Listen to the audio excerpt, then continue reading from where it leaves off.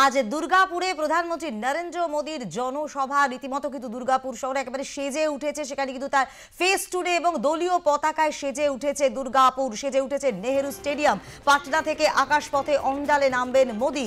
বাংলায় আসার আগে শাসক দলকে নিশানা প্রধানমন্ত্রীর। তৃণমূল কংগ্রেসের অপশাসনের কারণে ভুগছে পশ্চিমবঙ্গ, একমাত্র বিজেপির উন্নতি করতে পারে মানুষ। বিজেপির দিকে তাকিয়ে এক্সে এমনটাই কিন্তু পোস্ট করেন নরেন্দ্র মোদী। আপনাদেরকে আরো একবার জানাবো, আজ দুর্গাপুরে প্রধানমন্ত্রী নরেন্দ্র মোদীর জনসভা, সেজে উঠছে নেহেরু স্টেডিয়াম। এই মুহূর্তে আমাদের সঙ্গে সেখান থেকে রয়েছে আমাদের প্রতিনিধি সুচারু মিত্র।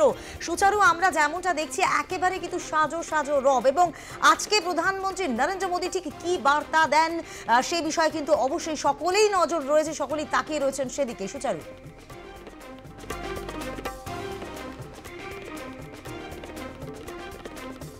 একদম তাই, এবং শিল্পাঞ্চল দুর্গাপুরে আসছেন প্রধানমন্ত্রী নরেন্দ্র মোদী।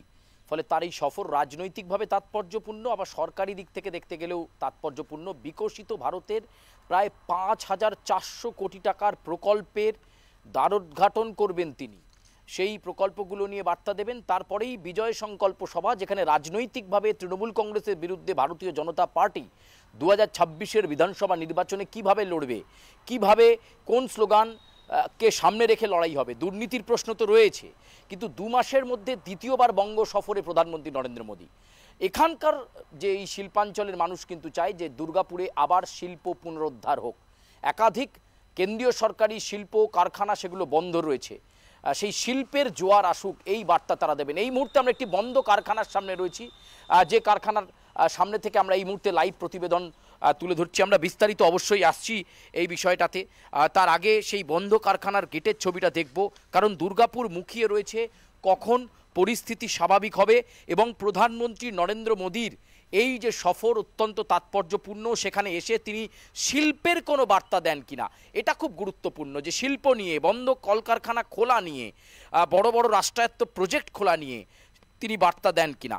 দুর্গাপুরবাসী কিন্তু এটার জন্য মুখিয়ে রয়েছেন। সেরকম যদি কোনো বার্তা দেন তাহলে কিন্তু ২০২৬-এর বিধানসভা নির্বাচনের কাছে একেবারে দুর্গাপুর কিন্তু একটা ডিভিডেন্ড হবে, যদি শিল্পের জন্য কোনো বার্তা থাকে। আমরা কথা বলবো, আমাদের সঙ্গে রয়েছেন আমাদের বরিষ্ঠ সাংবাদিক বিকাশ সেন। বিকাশদার সাথে কথা বলবো এই মুহূর্তে। বিকাশদা গোটা পরিস্থিতি তুলে ধরবে। প্রথমেই বলবো বিকাশদা, যে বন্ধ কারখানার ছবি আমরা দেখালাম, যেখানে কলকারখানা বন্ধ, গেটটা তার বন্ধ, জং পড়ে গেছে, মানে বোঝাই যাচ্ছে দীর্ঘ সময় ধরে বন্ধ। এই কারখানার ইতিহাসটাকে খুব সংক্ষেপে জানতে চাইব, এবং এটা নিয়ে কি প্রধানমন্ত্রী নরেন্দ্র মোদী বার্তা দিলে দুর্গাপুরবাসী খুশি হবেন?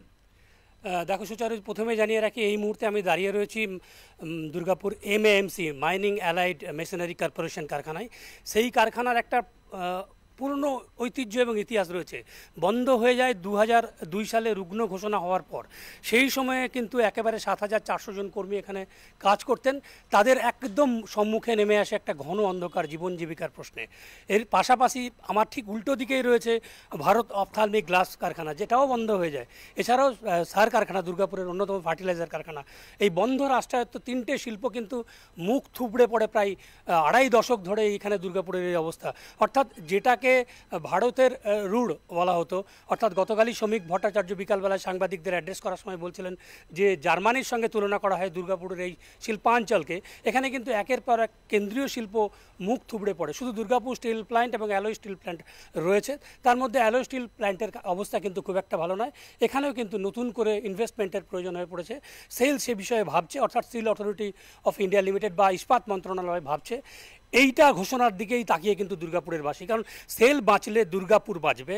এবং পাশাপাশি ইনফ্রাস্ট্রাকচার বলতে দুর্গাপুরে একটি জিনিস হচ্ছে আজকে যে আরবি একটা রেলওয়ে ওভারব্রিজ হচ্ছে পাণ্ডবেশ্বরে, অন্যটা হচ্ছে তার সংলগ্ন জামুড়িয়া তপসি অঞ্চলে।